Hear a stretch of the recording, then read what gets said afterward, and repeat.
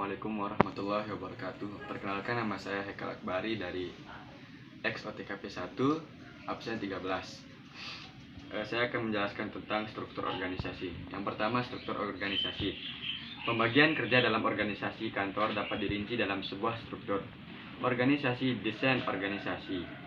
Struktur organisasi dapat didefinisikan sebagai suatu kerangka dan tata susunan perwujudan pola tetap hubungan antara tab bagian, fungsi-fungsi, serta posisi atau orang-orang yang menunjukkan kedudukan, tugas, wewenang, dan tanggung jawab yang berbeda-beda dalam suatu organisasi.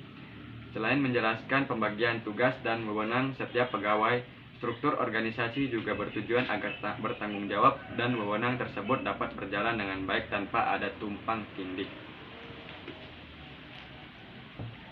Sekarang fungsinya atau fungsi dari struktur organisasi. Fungsi atau kegunaan struktur dalam sebuah organisasi antara lain sebagai berikut. 1. Menjelaskan kedudukan seseorang dalam struktur organisasi sehingga mudah melakukan koordinasi di setiap bagian dan fungsi orang yang dipercayakan dalam suatu organisasi. 2. Menguraikan pembagian kerja sehingga memudahkan pimpinan untuk melakukan monitoring dan pengendalian.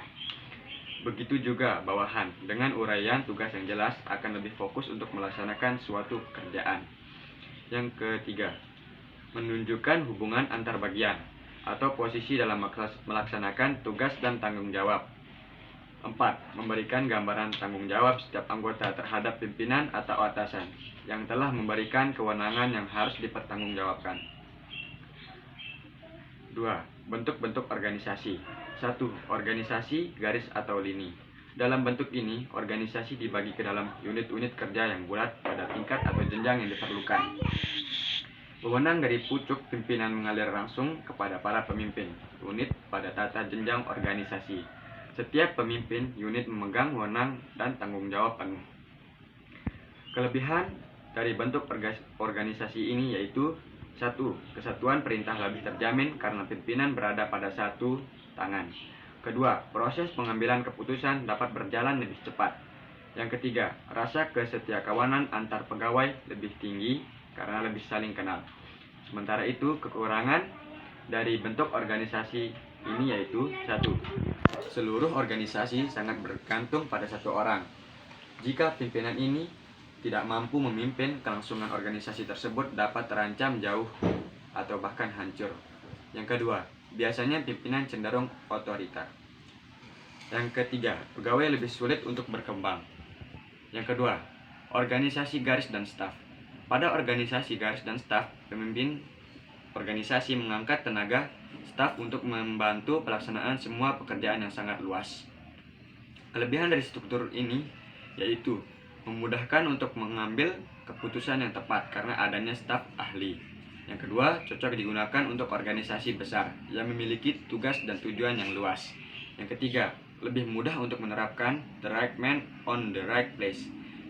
Yang ketiga, itu cocok digunakan. Itu 1. Kesetiakawanan antar pegawai. Sulit dibina karena luasnya organisasi sehingga pegawai tidak saling menghargai. Yang kedua, koordinasi sulit dilakukan karena rumitnya susunan organisasi. Ketiga, organisasi fungsional.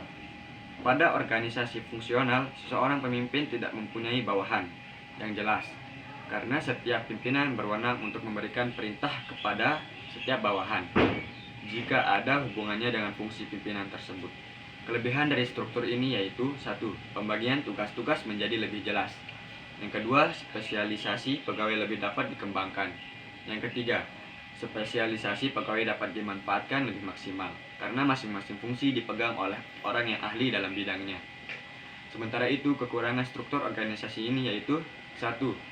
Sulit untuk melakukan tour of duty karena para pegawai telah terspesialisasi. Yang kedua, para pegawai lebih mementingkan spesialisasinya sehingga melakukan koordinasi. Yang ketiga, tidak ada kesatuan perintah karena pegawai dapat menerima perintah dari beberapa atasan yang sama memiliki kekuasaan. Sekian dari saya. Mohon maaf jika ada kesalahan. Wabillahi taufiq wal hidayah. Wassalamualaikum warahmatullahi wabarakatuh. Terima kasih.